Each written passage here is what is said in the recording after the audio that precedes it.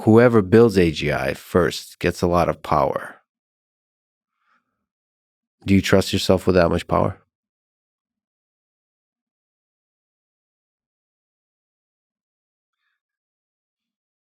Look, I'll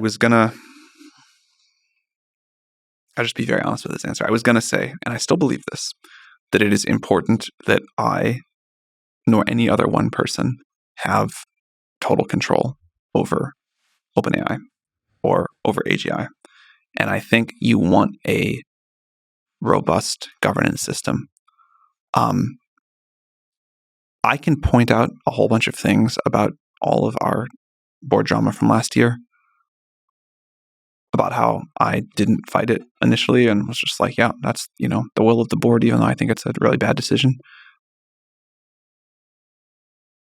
And then later I clearly did fight it, and I can explain the nuance and why I think it was okay for me to fight it later.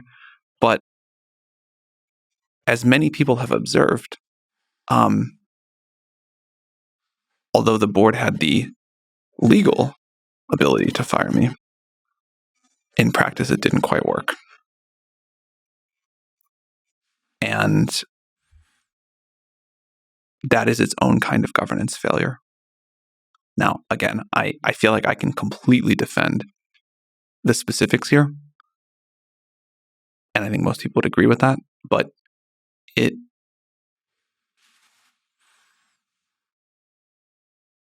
does make it harder for me to look you in the eye and say, hey, the board can just fire me. I continue to not want supervoting control over OpenAI. I never have, never had it, never wanted it. Even after all this craziness, I still don't want it. I continue to think that no company should be making these decisions, and that we really need governments to put rules of the road in place.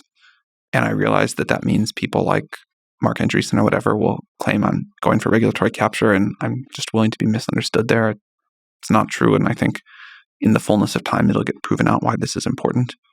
But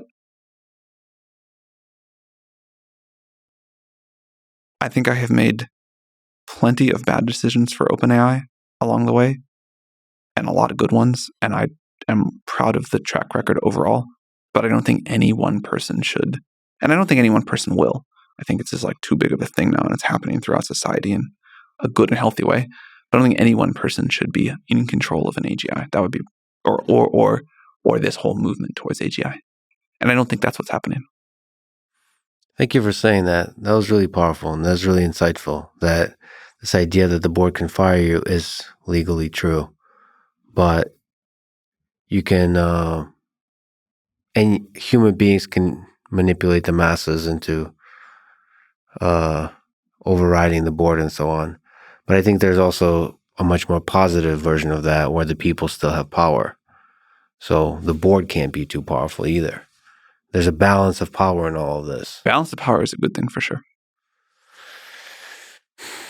Are you afraid of losing control of the AGI itself? There's a lot of people who worried about existential risk, not because of state actors, not because of security concerns, but because of the AI itself. That is not my top worry.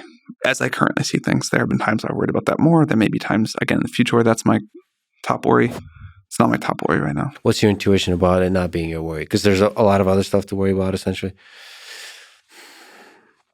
You think you could be surprised? We, for sure, could be surprised.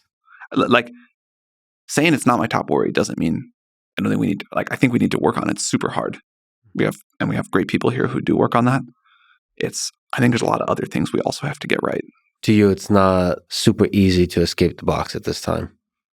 Connect to the internet. We talked about theatrical risks earlier. Mm-hmm. That's a theatrical risk. That is a thing that can really take over how people think about this problem.